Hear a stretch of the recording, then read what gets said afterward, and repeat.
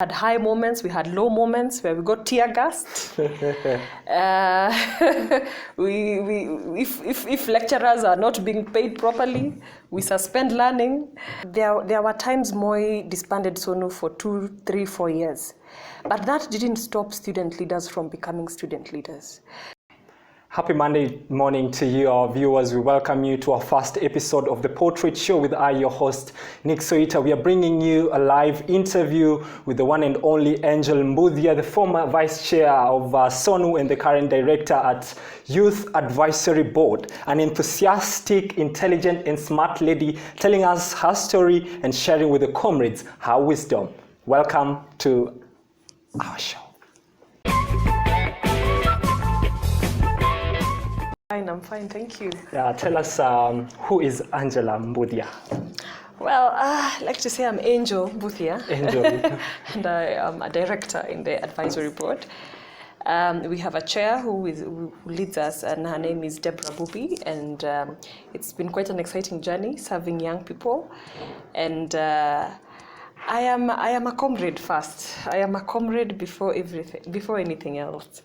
And if there's one thing that I have never regretted in my life, and if there's one thing that I am happy to have made a decision about, is to serve comrades at the University of Nairobi.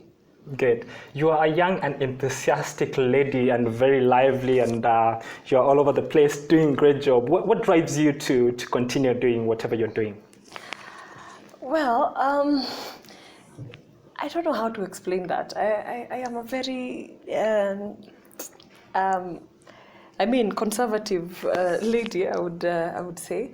I think it's my role as a champion, as a youth advocate, that has pushed me more outside my boundaries, which is something that I find quite exciting.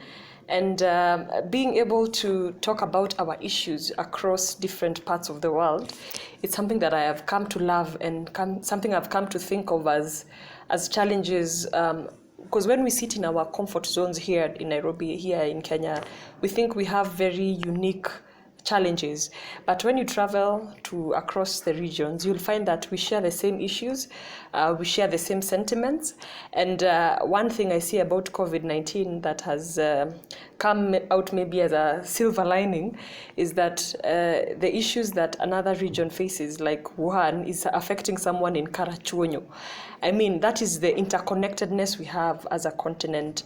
And that's one thing I would want us to look at. And as young people, as we are facing life, is that the issues of unemployment are not just being tackled in Kenya alone. The issues of mental health, the issues of justice and streamlining. There are issues that are really not unique to us young people in Kenya. There are issues that are even much worse in other places. There are places where you go to and you say, I miss home, I want to go back to my country. And sure.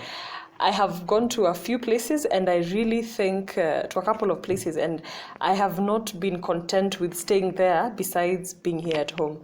I think this is where I'm supposed to be. This is where I'm supposed to deliver what I need to deliver in this short life of Earth. I mean, the approximate life expectancy of a Kenyan is about 50 years for a male, and I think 56 for a male, and 54 I think for men. I think vice versa, 56 for women, because we live longer than you men. Because we go to hospitals, nyinyi mnakataa kuenda hospitali. And then maybe about 54 is the average. So in that lifespan, where do I want to spend most of my time in? And everything else is considered a bonus if that is the average expectancy, life expectancy of a Kenyan. So I'm now 26. So let's say if I go by that, I have 25 more. What do I want to do in that extra time, in that time frame that I have? And that's how I think of it, and that is what guides me. And I think every day I should make it count. Now, as young as you are, you were a student leader at the University of Nairobi, the last Sono vice chairperson. Tell me, what was it a time during the era of Sono? How was it? Wow. The best times I have lived them as a comrade in the university.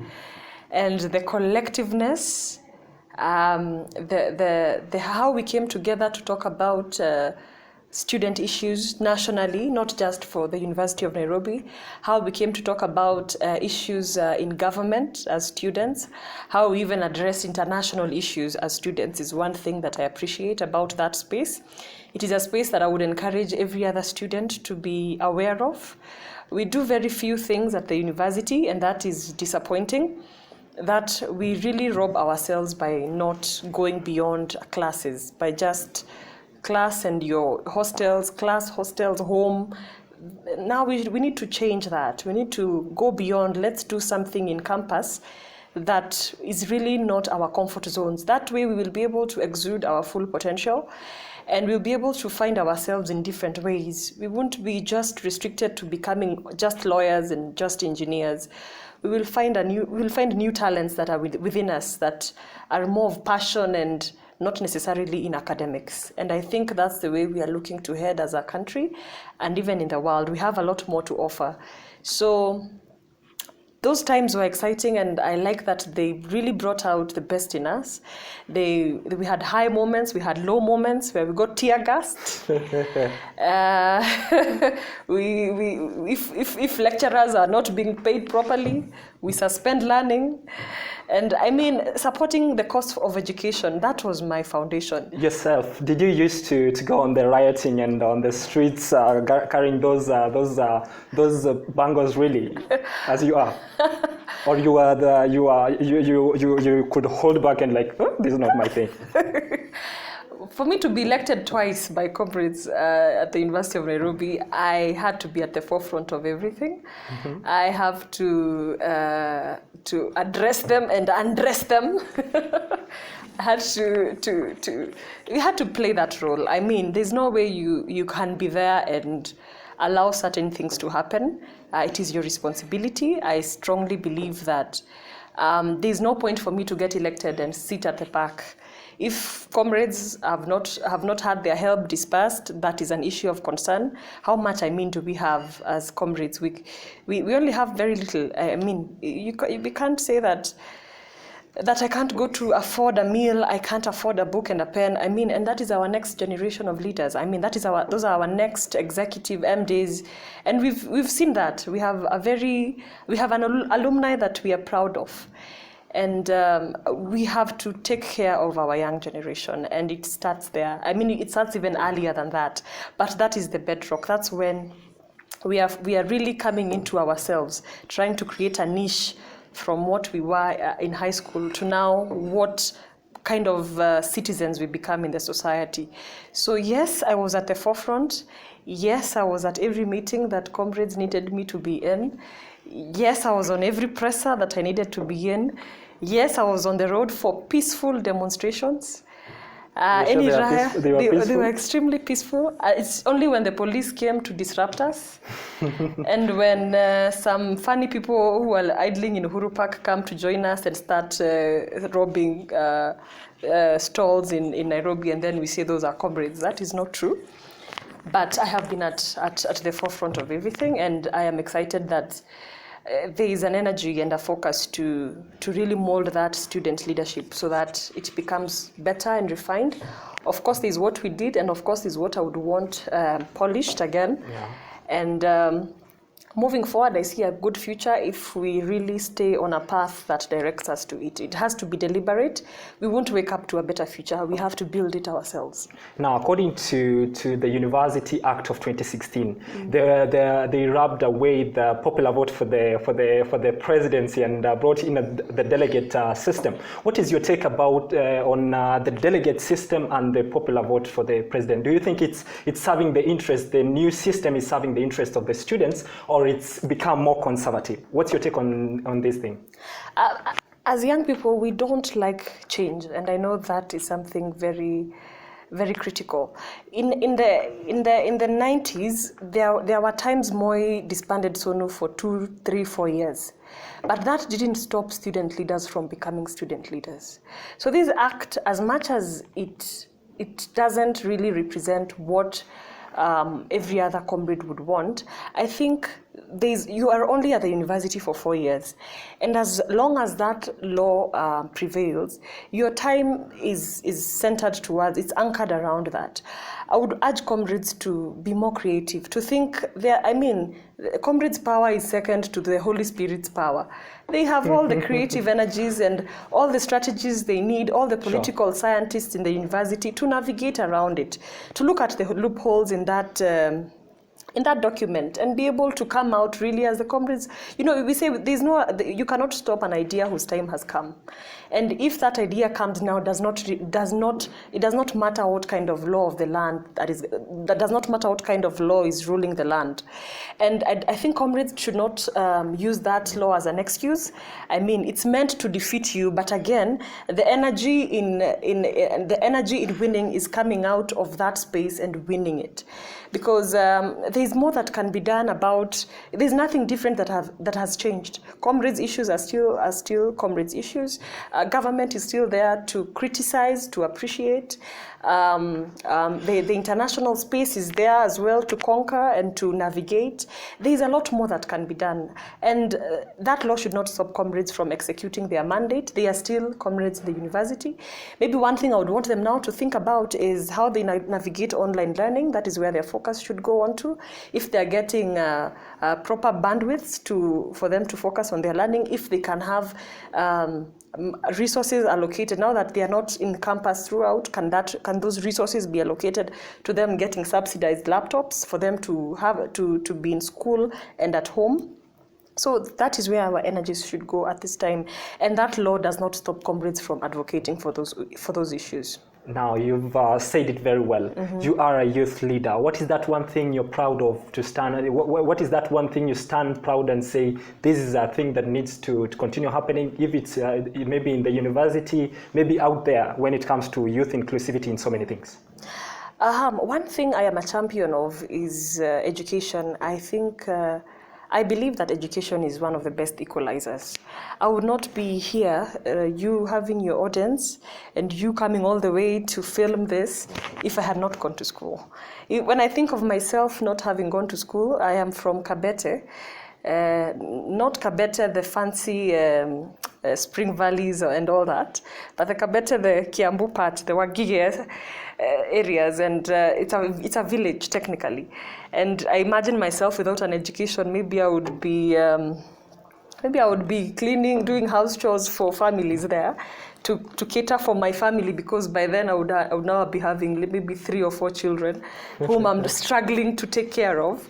But because I got an education, because my parents insisted that I get an education, because they mentored me into the importance of having an education, that is why I am here today. So as a young person, I would not want young people or comrades in this regard to think that their degrees are useless. No, they're not. We tune ourselves to thinking that they are all about employment. But if I think of myself minus my education, even my social life, even how I relate with people, how I network, how I bring people to my space and how I get into their space is all about that education. There's what it tweaks in your mind that might not be as real for you as what you're seeing on paper. Yeah. But there's a lot it exposes you to. It allows you to see opportunities. That is why when you get your degree, you're given the powers to read. And when you're given the powers to read, it means that you can read in so many areas and you can build on so many areas. And so one thing I am a champion of is education. Investing in it more is an investment. It is not an expenditure. And I think that I would push governments. If I was president today, that is where a lot of our allocations would go to making sure that everyone gets an education. I believe it's easier to have more girls and boys equally go to school and equally get empowered. I believe that it is easier to govern a country where people can read a constitution and understand it. I believe that it is easier to govern a country where people can read a referendum and vote accordingly. I believe it is one thing that will help even the country at large to prevent themselves from even diseases. I mean, there are so many, there's such a huge ripple effect aspects when it comes to education. So I'm a very strong advocate of education. And then the rest comes with, which also needs to have the aspect and the element of mentorship, because it doesn't work on its own. There's the element of having ICT infrastructure to support education. So there's a whole lot on education that I really support and I am a huge advocate of. Yeah, according to an article written by BBC, you are quoted saying that education has a ripple effect on giving solutions to problems that exist. Yes. But now, according to Kenya National Bureau of Statistics, according to the statistics, you have close to 7 million people who are unemployed, out of which close to 60% are graduates with degrees, diplomas, and certificates. Can you justify education having a ripple effect on solutions while most of the youth are unemployed? Well, if we are looking at that, then we are looking. Why not tell me about those who are employed and how many they are, and what has been their impact in their lives and their families? Because we are talking about around half. 60% who are in that employment sector. Minus that education, how many would be in that sector? And if we are looking at that, that is why I come to this board every time we have meetings to talk about solutions around that, because I cannot deny the fact that that is an issue that is pressing us to the core. And one thing I would also want to appreciate, or one thing I would want us to think and point out to, is that we are still having the same opportunities that were there when Mzee Jomo Kenyatta was the president. And even now, as we are pushing our governments to become more accommodative, that's why we are pushing for more allocations to affirmative action funds to support young people to be able to create new opportunities for us to get into, so that we are not really overtaken by our moment, but by our time. I recognize that we have issues with unemployment, but that should not be the reason why we stop going to school. Okay, you talked about employment and unemployment, and you said that people should not bank on maybe themselves, but go out of their way to create employment employments for themselves and for others. What do you think is one of the things that the youth are missing when it comes to maybe them coming out and maybe sponsoring their business ideas, their entrepreneurship, everything? I think there's more to. It's not. It's like what can I put this as? It's like when we're in the village, we cook with 3 stones. It's not just for the youth alone to be alone in the wilderness and trying to look for opportunities. There's a lot that comes into play. We need an environment. Young people need an environment to be able to do what they need to do, and that is why we sit here, because we need to champion for legislations that allow young people maybe not to pay taxes, young people to be able to access land where they can do farming. We are having that conversation in the International Youth Day. There are policies that we need to put in place that will protect young people who want to go out there, be out there, and create those opportunities for themselves. Again, we also want young people who want to go into their desired careers, not necessarily doctors, lawyers, and the renowned traditional careers, but new careers in ICT. And that is why we had a substantive allocation to the Ministry of ICT to really develop that aspect, which we need to. And then the other thing is that we also need to get keen on research and development as a country. We need to allow our PhDs to come into the country and be able to substantively conduct their research assignments here, to open up new opportunities here. So there is a stake that we haven't really explored properly, and that is one department. So young people should not feel that they are on their own, that they are not doing much, because I recognize the effort young people are making. Look at this team here, which is young people leading, and I mean, this is not what you went to class to study, but you'll be surprised in a few years you'll be competing with JKL and all those other renowned media and journalists, and maybe this develops into a media house. So it's all about taking the initiative and being able to pinpoint out exactly what is your passion and where it lies exactly. So I don't believe that young people are not doing enough. They are trying so hard, and so it is. that is actually one of the things that drives me. When I see those text messages from young people, please support this, help that, I wake up and I know I am not serving people who are absent, but people who are very present, people who are waking up, who are showing up, and who want to get things done. So all we need to do is make sure that these three stones work together. The government, the young people, and even other stakeholders who are like their parents, who we need them to support their children as well, as we are doing in this journey. Mm-hmm. Now, do you think the Kenyan government is doing enough, or it has put enough mechanisms to empower the youth when it comes to, and include the youth when it comes to policy making? Do you think they have done enough? You might be one of them, but do you think enough has been done to empower the youth to come out, to air out their views, to freely share their opinions and make things happen? What I really want to appreciate with this government is their intention to even place young people, not even where I am, to the classes that we have who are supporting cabinet, administrative secretaries who are at really high positions. That's not something we enjoyed previously. That's something I would want to appreciate. And then the intent to really focus on the affirmative action funds to support young people, to even encourage more young people to get into parliament. The intention is there, the voice is heard, and I think it's a journey that we are taking as a nation, and there's a lot to be done. There's a lot to be done, and that is why I'm here, because we need a more even as we're here, we need we talk about the council being not the council, but the youth ministry wanting it to have its own department, just the Ministry of Youth. There are these things that we want. And the other day, policymakers were talking about having a youth commission in the Building Bridges initiative. So the intention is there. A youth commission would mean an independent budget is allocated to that, because we are having a lot of intent to have young people brought on board, young people empowered, and I admire that. And if we keep going by that energy sustainably, not just for this government, but for the next one, and as we keep on pushing forward, we also push ourselves to get into those spaces, because at the end of the day, power is not given, it is taken. And I will urge young people to go out there, present their manifestos to the people, to Kenyans, run for the primaries, go all the way. And even the National Youth Council will be having its elections before the end of December. And that is another avenue for young people to be molded, not just from the university, but from our communities, to get into leadership,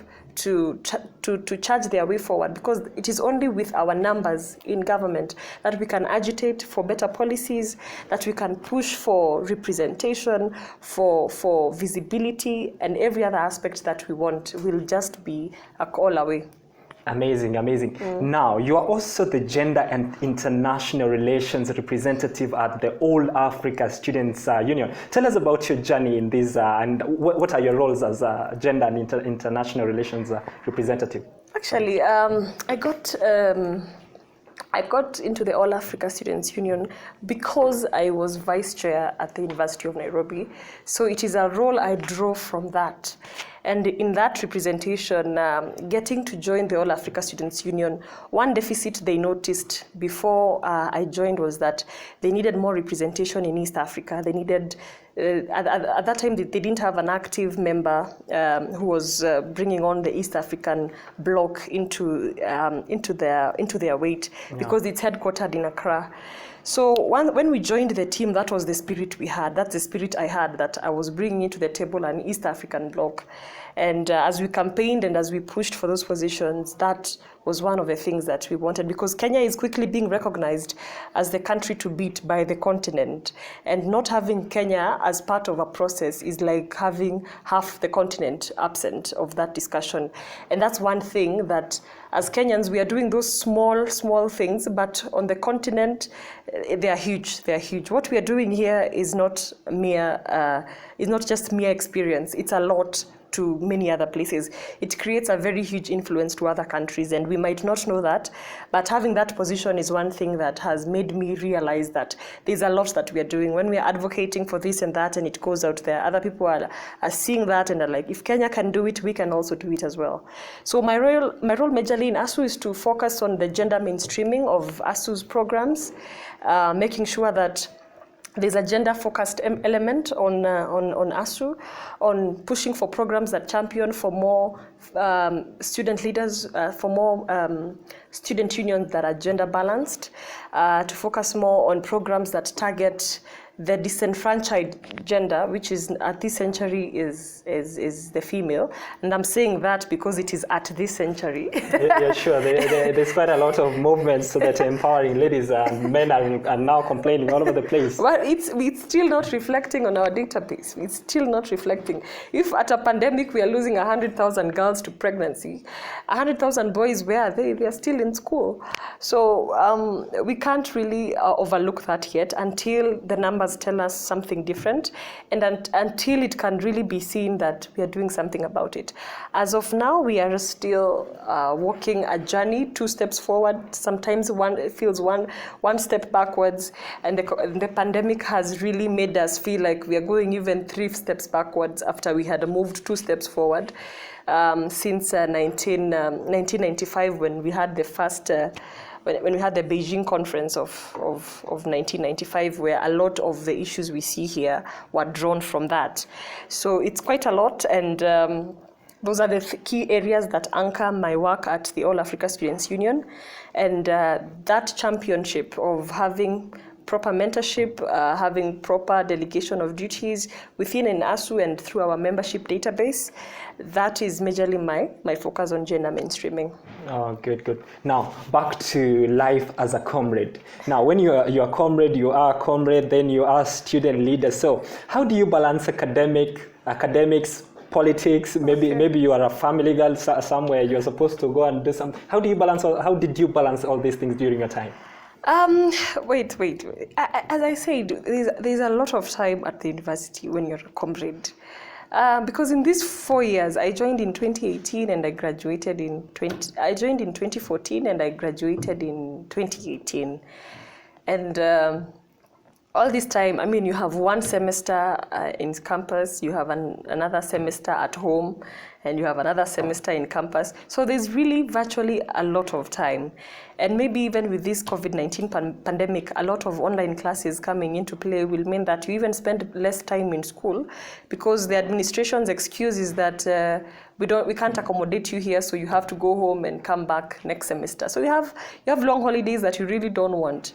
So I'm hoping that can also be looked into. Comrades can lead that, because this is their time to make sure that their time in school is reduced to significant times that they desire. And this is the time to negotiate for that, because technically, what are they doing in school?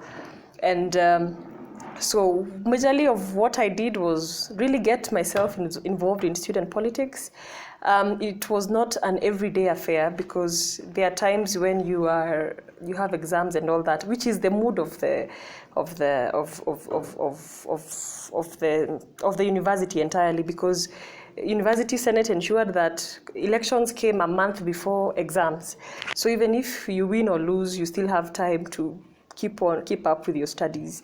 And again, it requires a lot of discipline, because you can get carried away. At the end of the day, what is paramount is your school and it is your class. Because I would not want to be in a situation where I have not graduated and you want to go to the next stage in life, and as you're dreaming big, you don't want hindrances like those ones. And then again, it's quite a perfect opportunity that you have government sponsoring your education. And that's an advantage you should take care of, because I am now doing my master's still at the University of Nairobi, and I'm now for the first time paying for school fees, and it is very expensive. Super hectic. It's expensive compared to the 30,000 I was paying per year, and now I'll have to pay close. That 30,000 is being catered for by the Higher Education Loans Board, but again. At university, you pay close to 200,000 a year or even more, now that there are some regulations that have come up. So it's an opportunity to explore. We are comrades. We have the power to do every other thing that we want to do. So let's stop spending a lot of time watching a lot of movies. we can have time for that, but let it not take the chunk of our time. If there are no classes, let's do more creative stuffs. Let's get together, form community-based organizations, form companies, just start something. It doesn't matter whether you do it every day or you do it once in a while. There's that one time where that opportunity will meet you prepared and you will be the luckiest person. Okay, now for the past few years, the ladies have really been getting into student politics after maybe for example the University of Nairobi, after having Angela Mudia as president for the first time, a lady. So many ladies are very enthusiastic and energetic into getting into these positions. What is your advice? In one sentence, what's your advice to ladies who are getting into student leadership politics at the university level? Oh, yeah. Well, first of all, it's exciting that you mentioned Anne Mudia. I would still congratulate her any day, because I know what it takes to get there, and it takes a lot of convincing and looking for support from students, and that is not a mere experience. And we're getting into a political year as we wrap up our show. Now we're getting into a political year where now comrades are used in mobilization and all those sorts of things. Now, what's your advice to the young people, the comrades, when we are getting into this period? Comrades are wise people. Comrades are people with a mind of their own. I cannot come here to advise engineers and doctors on how to vote and who to vote for. At the end of the day, they know where the magic lies. I mean, the magic is about deciding who is best for you, deciding who to support. Those who are interested in politics, I urge them, get a candidate, support a candidate. If that's not your turf, then go out there, run as well. I mean, dare to dream. If you're interested in politics, this is the time to be more active about it, more deliberate about it, get involved, learn the processes, learn what the Constitution says about our elections. I mean, there's a lot to be taught more now that comrades, it's easier because they know A or B, they can read, they can write, they can listen, and that is the beauty of comradeship. So my advice would be very little. Just use your very, very brilliant brains to make the best decisions for this country. Fantastic. Thank you, ladies and gentlemen, for staying tuned on our show. That was a fantastic interview discussion with the one and only Angela Mudia, the former vice chairperson of Sono, the current director of the Youth Advisory Board. It was a fantastic. Let's stay tuned next time. The best line of our conversation was, "You cannot stop an idea whose time has come." Thank you.